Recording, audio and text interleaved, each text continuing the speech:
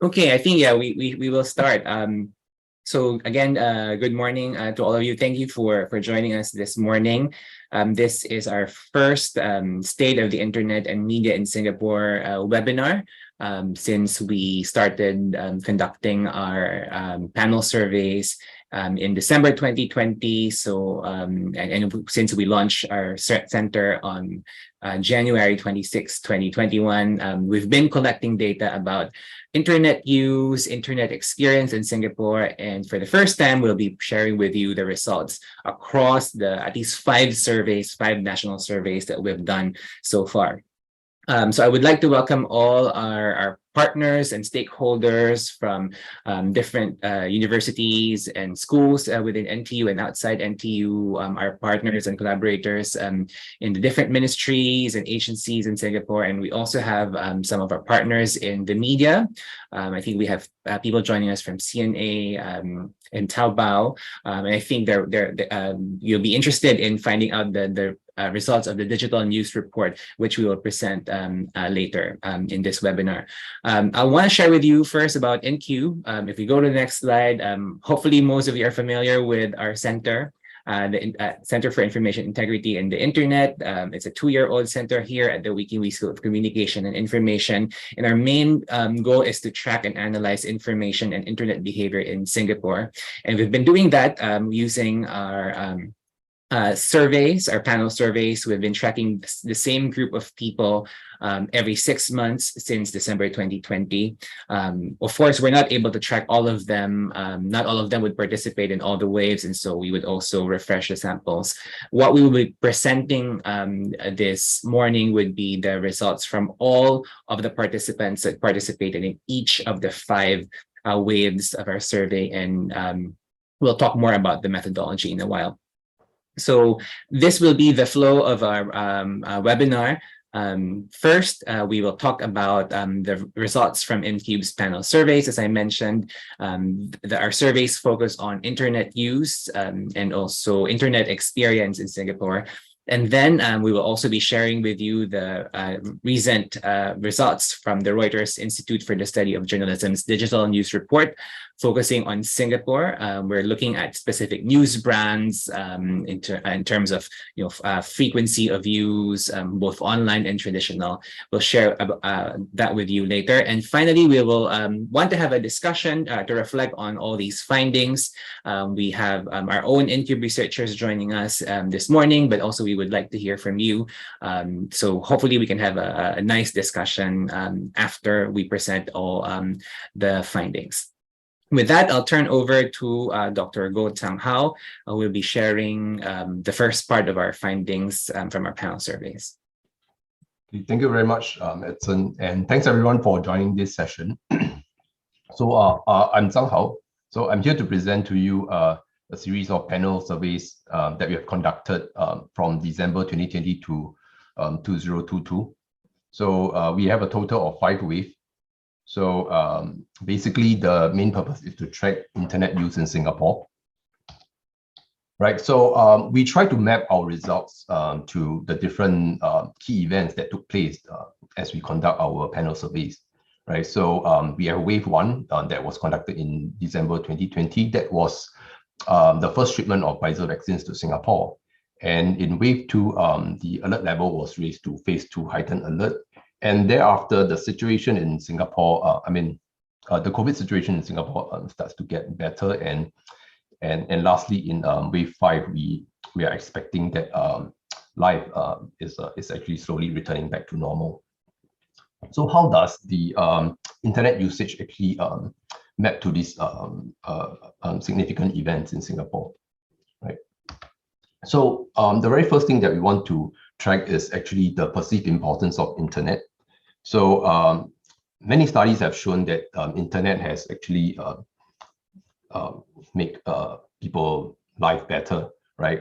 It reduces loneliness, it builds friendships and all this. So we want to know how internet play a part in the daily lives of the people during the pandemic. So we asked a single question. So we specifically we asked, how has the internet been to them personally? Is it from 1 not important at all to 5 very important? So basically, in general, people find that internet is actually very important to them, as we can see from the scores here that are very close to the maximum value of 5, right? So even though we have some small gradual changes in the scores, right? So with such a high scores in perceived importance of the internet, the next thing that we want to know is actually the number of hours spent on the internet in general, right? So in general, Singapore residents actually spend about 6 hours on the internet, right? 6 hours is about 1/4 of the entire day, right? Which is quite a significant part, right? And as we can see from the trend from wave 1 to wave 5, there is actually a gradual reduce, right? As we compare wave 5 and wave 4 to wave 1, there's actually a slight drop in the number of hours spent on the internet, right? So the overall trend is that the number of hours spent on the internet gradually fall as Singapore actually transit from the phase of transit to the phase of living with COVID, right? So we also track the number of hours that they spend on specific media, right? So what we found that most of the people, they spend most time on messaging apps such as WhatsApp and social media platforms, right? So in other words, all these results actually show that platform use, right, is indeed very significant in Singapore, right? It clearly shows the power of platforms in Singapore, right? So how many of you have actually stopped your cable TV subscription, right? How many of you have actually spent time browsing through, proactively browsing through traditional websites, maybe Channel News Asia websites, right? Or do you just consume all these news and content, or media content through your social media platforms, right? So this actually shows that this result actually shows that people are actually consuming media through platforms, right, rather than some traditional online platforms, right? So, and also lastly, I just want to point out that the thing here is that people are actually spending less time on printed materials, right, such as your printed newspaper, magazine, or books, right? It actually clearly shows that people are actually focusing more on online platforms,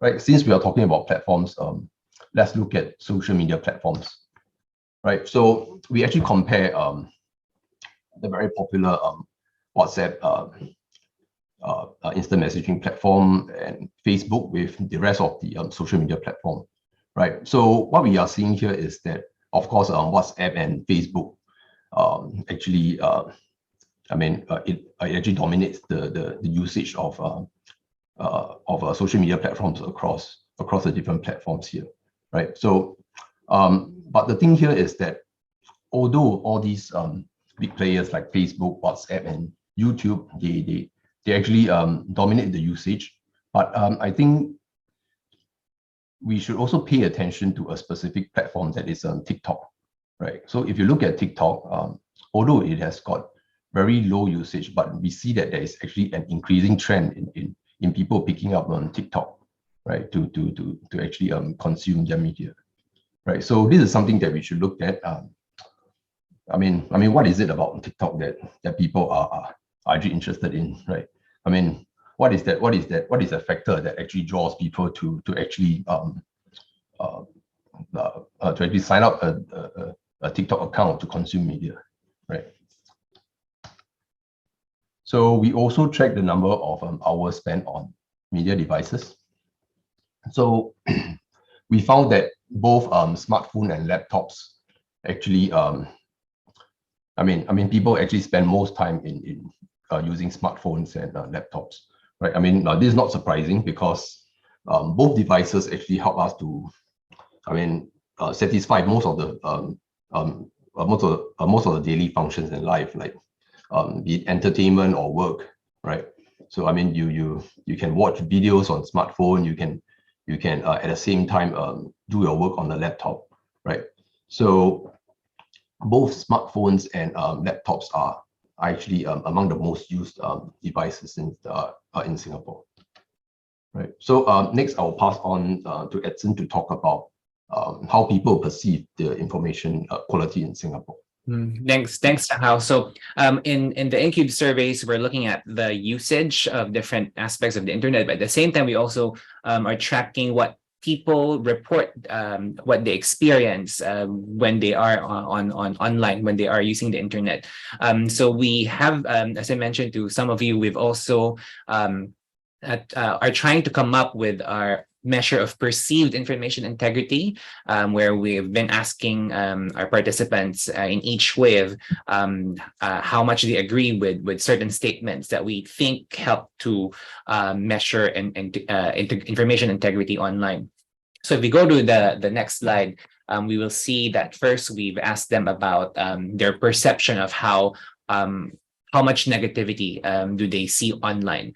So in this particular slide, we asked them to report their level of agreement to the statement that there is so much negativity online right now.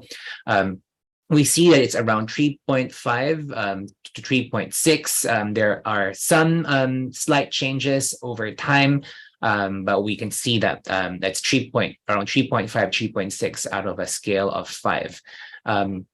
Next slide, we also asked them how much they agree that there is so much hate. There's a lot of talk about hate speech online. So we also tried to measure their perception of whether they feel like they're exposed to a lot of online hate. We see that also around 3.5. We see some slight changes. There was a dip in wave 3 that was in December 2021. But since then, in the last wave, which was in December 2022, it was around the same levels as the earlier waves. We've also asked about perception of fake news, whether they think they agree or disagree that there is so much fake news right now.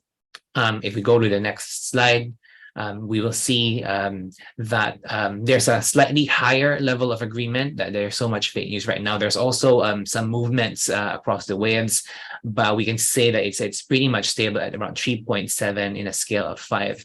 So if you compare that with perception of hate, perception of negativity, I think fake news scores a little bit higher. And finally, we also asked them how concerned they are about their privacy when they are online. We see a relatively high level of concern as well, peaking at 3.88 in wave 5. Again, there was a slight decrease in wave 3, December 2021. There's something that we've been thinking about also. If you notice in the other slides also, wave 3, December 2021 was showing some slight dips in several measures. And if you remember, December 2021 is when we've started, I think that was a time when a lot of people started traveling again. So there might be something about the particular context. So these are four of the indicators that we've developed to measure information integrity online. What we've also started is looking at online harms. And if we go to the next slide, in our wave 5 survey that we collected in December 2022, we have started asking how often people witness these different types of online harms, ranging from scams to fake news, but also like doxing, cyber stalking, and threats of physical violence.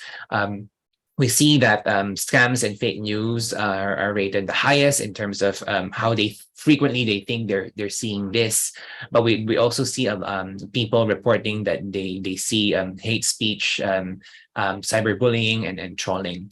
One thing that we've done in our wave 6, which is currently in the field. We're currently collecting data for our wave 6. We've also included questions, not only how often people witness online harms, but also how often they personally experience these different types of online harms. So that's something that we are looking forward to share with you after data collection.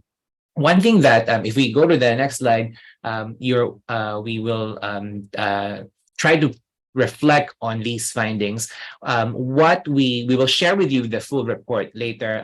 What we did not show you in the interest of time is that so we talk about platforms, we talk about devices.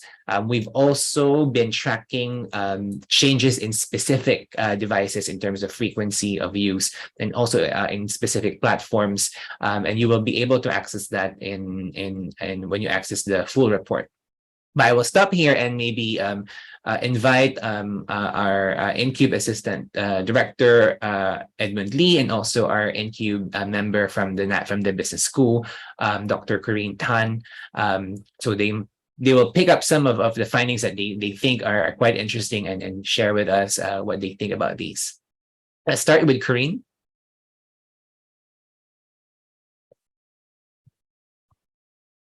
So as Corinne is sharing her screen, after this quick reflection, we'll talk about the digital news report, and we'll also give you links to the full report if you're interested in downloading them. Corinne, yeah, you want? Right. Yeah, okay. Thank you, Here. Edson, and thank you, Zhang Hao. Thanks for sharing your findings. I just wanted to just look at a couple of slides and share some general reflections I have on them. So looking at, for example, looking at slide 3 on perceived importance, what I've picked up is that the in terms of the perceived importance of the internet, it seems to have peaked in wave 2 around June 2021, and then it slowly dips in wave 3 and then slowly picks up from there on. My initial thoughts are that this could be that in the middle of the pandemic, people first started to rely heavily on online information and entertainment. Subsequently, they may have found other ways to entertain or socialize. And I would later like to see what everyone's view on this is. Okay, and looking at, okay, moving down. Okay, one thing I've also noted was that when we look at the slide on the hours spent on the internet, it actually slowly dips from wave 2. And I related it back to what Zhang Hao shared earlier about the different waves and how the amount of importance was given to the pandemic at each stage of the wave. So towards the end, where the dip can be seen on through your findings, it seems to me that it could be that in the recent year, COVID-19 is now reframed as an ongoing health concern rather than a public health emergency. So as some of the restrictions lift, the dependence on the internet reduces slightly because people started diverting their access time back to more usual social activities and back to usual travel activities. Okay, going down, moving forward to some of your other findings. I was actually quite surprised to see that the hours spent on reading print, newspaper, and book is still about 2 hours a day. I actually spend more time, I think, reading an online book on Kindle myself. So I feel that as more books are digitized, I mean, you have a higher availability of audiobooks. And typically now for new books that are published, you typically also see an online version that is available on Kindle. So I assume that in your next few surveys, this in terms of the number of hours spent on reading print newspaper, this could possibly go down slightly. Okay. And I must, okay, so I'll just go down to the slides on information integrity. Okay, what I've noticed is that, okay, let me move down quickly.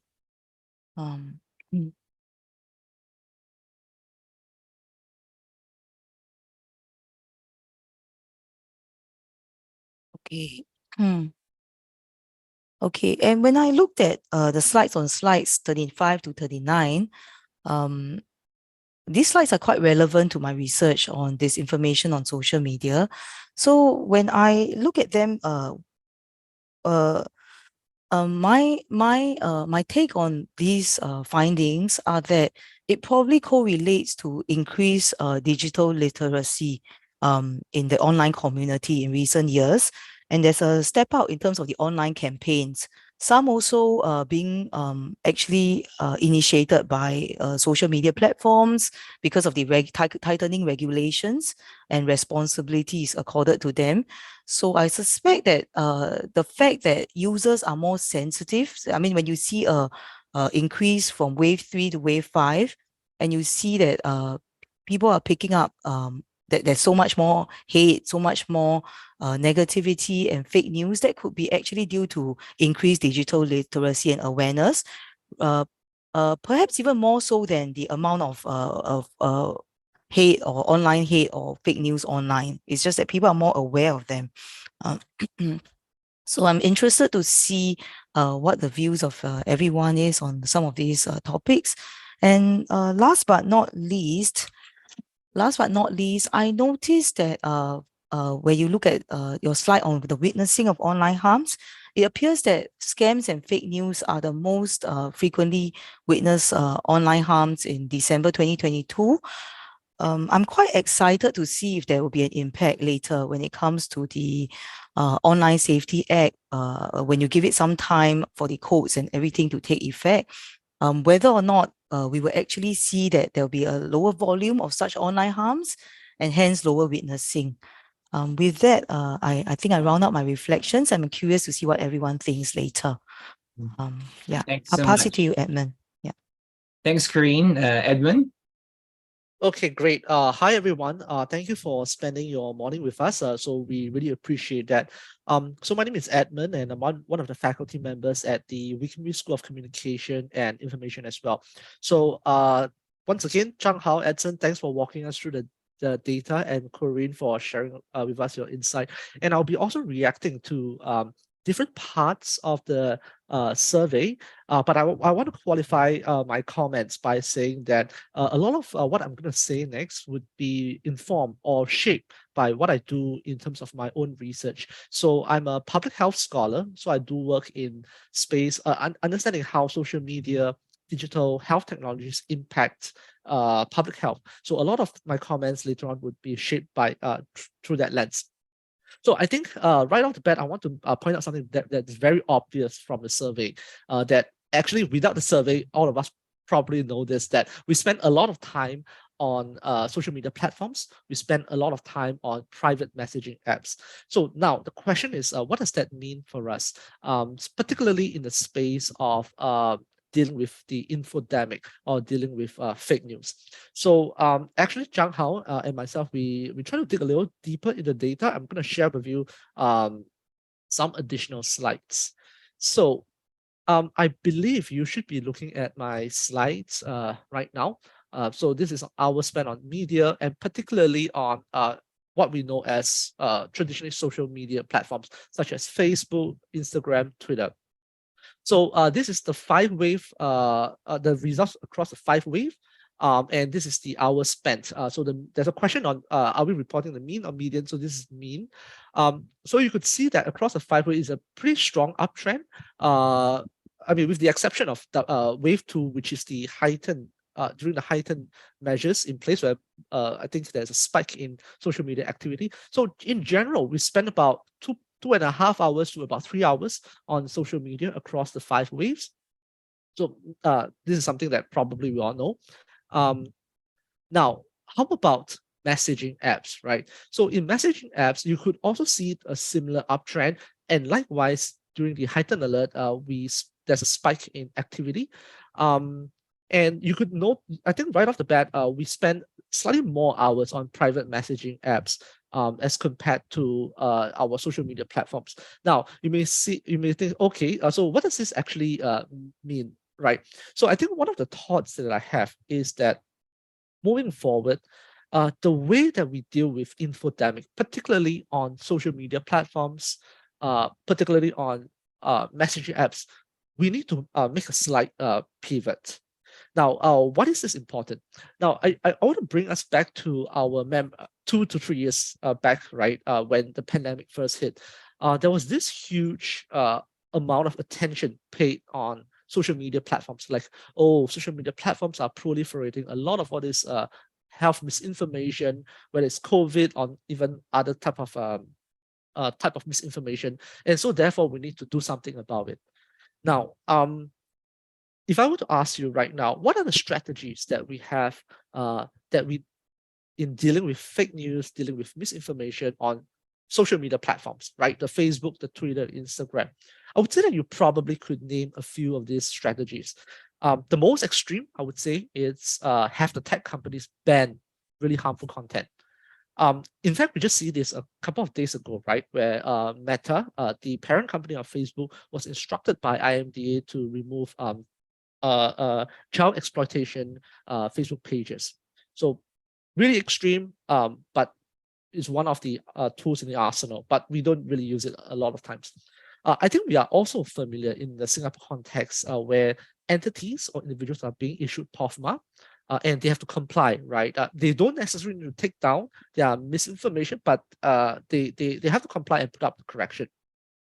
And even tech companies themselves, they try to do something to deal with the spread of misinformation. So sometimes on your own Facebook feed, for instance, if you are using Facebook, you could see that certain posts are they have applied some kind of a fact check labels, right, to tell you that, oh, this post is potentially misleading, this post may be potentially inaccurate. Then it'll give some reasons and some sources to the more accurate information. So we have all these strategies in place. But if I ask you the same question, how are we dealing with misinformation on private messaging apps? That means our WhatsApp, our Telegrams, and even Discord channels. What are some of the strategies we are using? I would submit to us that the current strategies that we have in dealing with fake news, misinformation are not as well formulated at this point in time, right? And there are tons of reasons why. Number one, it's hard to apply fact check labels on our private messaging apps, right? It's not that it's impossible, but it's a little creepy. Some of us would be very concerned about that if that happens. And also there is this idea where people actually choose the groups that they join. Right, on Telegram, even right now, you could still join a lot of the COVID misinformation groups, vaccines misinformation groups. And on such platforms, it's really hard to track how misinformation spread or to get a sense of how many people were exposed to some of this fake news. Right, on the public platforms, it's pretty easy to track. I would say looking at the number of shares, number of likes, pretty easy to get a sense of how much people have been exposed to it, but less so on private messaging apps. So I think, we do need to rethink our strategies in dealing with infodemic moving forward, and I'll be happy to hear your thoughts on that. Now, very quickly, the second key point I want to make is, as a public health scholar, I'm always concerned about digital health technologies and the public.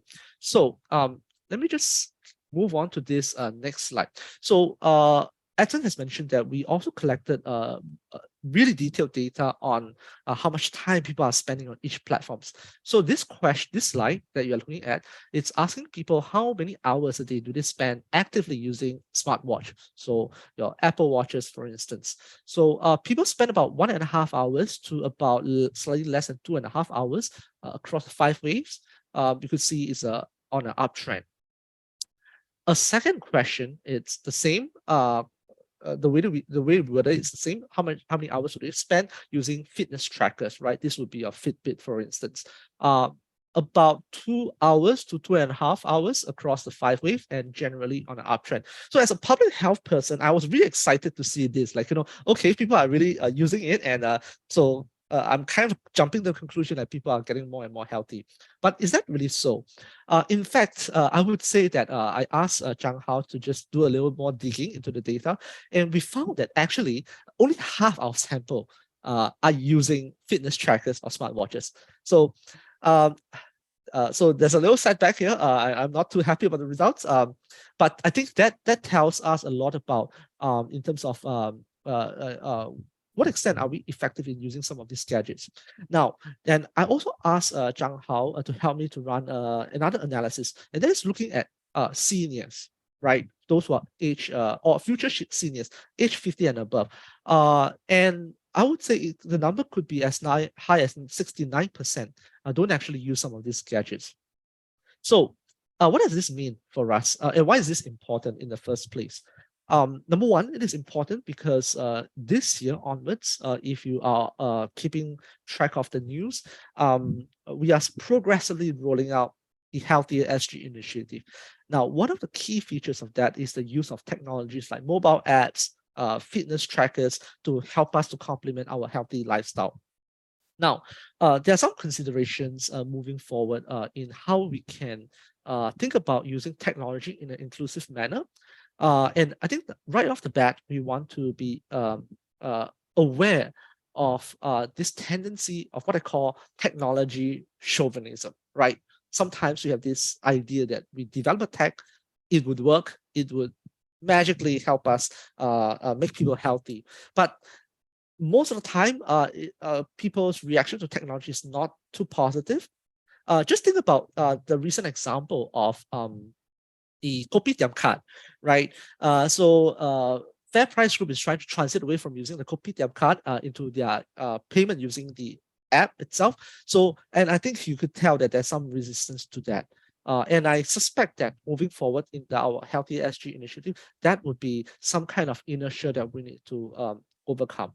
And I think also, more importantly, we need to think about how we can, as a society, come alongside people that are not as digitally savvy, so that we could, in a way, work together in our use of technology, so that it's not we avoid a case where really this digital divide becomes a big thing, where we see people that's more digitally savvy knows how to take advantage of these gadgets, and they in turn become healthier and have certain groups to be left behind. So we want to be mindful of this issue, and we are right ahead of the curve for now. So I'm pretty hopeful, and yeah. So I think these are some of my current reactions. I'll be happy to hear more about your thoughts. Back to you, Edson. Thanks, Edwin. And this is really one thing that we are hoping to achieve in our surveys, is to be able to track not only trends, not only to describe what's going on, but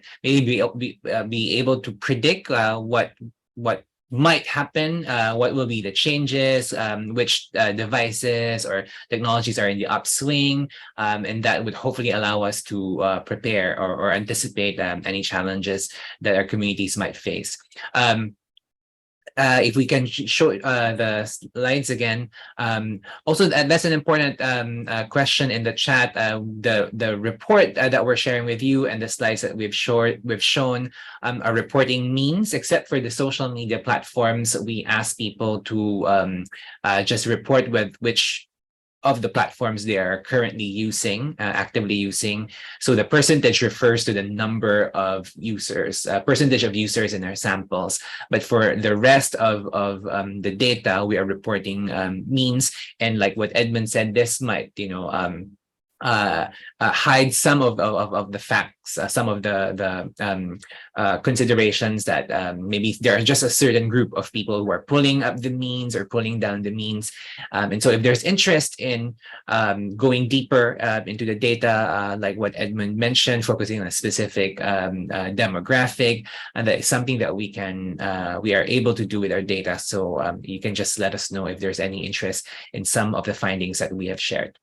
So we're showing you as a QR code that you can scan to download all the slides that we presented, including those that we have not shared, but those the slides that show the tracking of specific platforms over time. You can scan the QR code, or you can visit our website at ntu.edu.sg/ncube, where you will find the other reports and academic publications that we've produced in the past 2 years.